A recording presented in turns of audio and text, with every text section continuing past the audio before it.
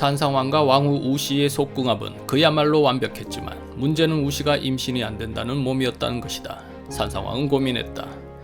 매일 밤 끝내주는 시간을 보내지만 그럼 뭐하나 아들을 만들 수 없는걸. 후궁이라도 있으면 좋을 텐데.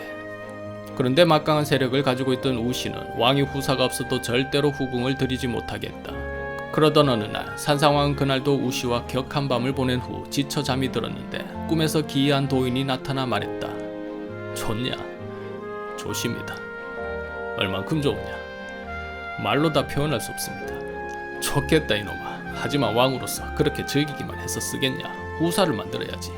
안 그래도 저도 그것 때문에 걱정이 큽니다.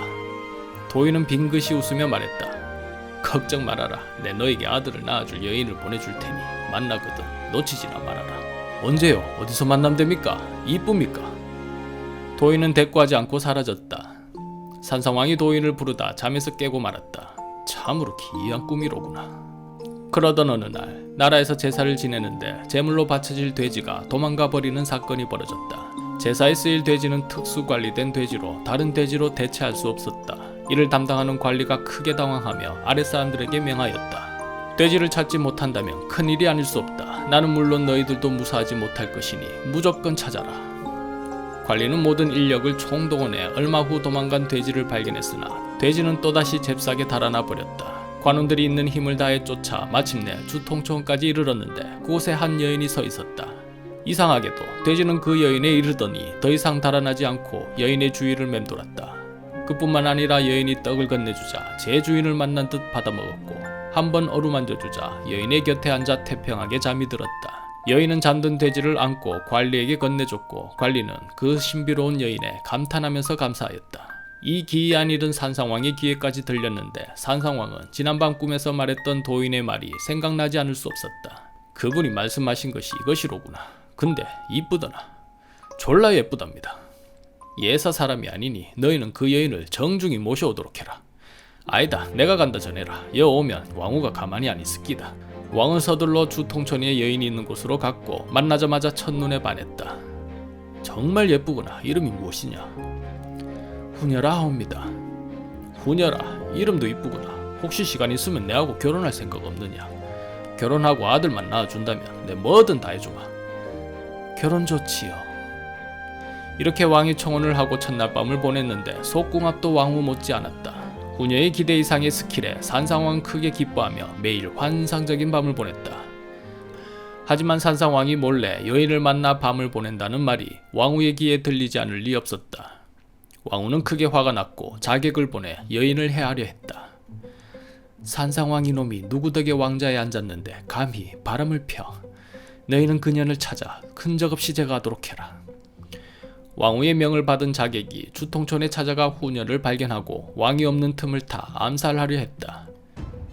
내 그대와 아무런 원한이 없으나 왕후의 지엄한 명이 있으니 어쩔 수가 없구려. 여기서 그만 죽어주셔야겠습니다. 그 말에 후녀는 조금 더 두려워하지 않고 큰 소리로 자객을 꾸짖었다. 나는 산상왕의 왕자를 인태한 몸이다. 너희들이 나를 해하고도 무사할성 싶으냐? 왕자를 가지셨다고요?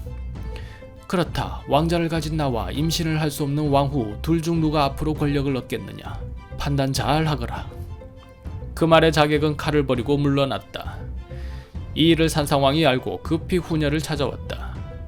간밤에 자객이 찾아왔다면서 어디 다친 데는 없느냐? 이러실 수 있습니까? 저를 지켜주신다면서요. 말뿐이셨습니까? 미안하다. 왕후 그년이 또 일을 저질렀나 보네. 내 다시는 이런 일이 없도록 하겠다. 됐습니다. 그 말도 믿음이 가지 않네요. 이 길로 국내성으로 돌아가도록 하세요. 어떻게 하면 네 화가 풀리겠느냐? 화만 풀 수 있다면 무슨 일이든 하겠다.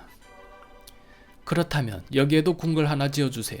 저는 왕후가 있는 국내성에 가고 싶지 않습니다. 이곳에서 성 하나 통째로 쓰며 우아하게 살고 싶습니다. 콜, 궁궐 그까이 거. 너를 위해서라면 10개라도 못 짓겠느냐? 제 스타일 아시죠? 저는 곡선의 미가 들어간 둥근 디자인을 좋아합니다. 좋지. 궁궐도 짓고 성도 쌓아가 이참에 도읍지를 이곳으로 옮기겠다. 아들만 낳았다오. 네 성이니 성의 이름도 네가 짓거라. 이름은 둥글환과 도읍도를 써서 환도성이라 함이 좋겠습니다. 그날 이후 여인은 정말로 아들을 낳았고 늦게 얻은 아들에 크게 기뻐한 산상왕이 후녀에게 이벤트를 마련했다. 자, 내가 말할 때까지 눈 뜨면 안 된대. 하나, 둘, 셋, 짜잔! 눈을 뜬 후녀의 눈앞엔 웅장하게 세워진 환도성이 있었다. 이렇게 산상왕은 아들 낳은 기념으로 환도성을 짓고 209년 도읍지를 국내성에서 환도성으로 옮겼다.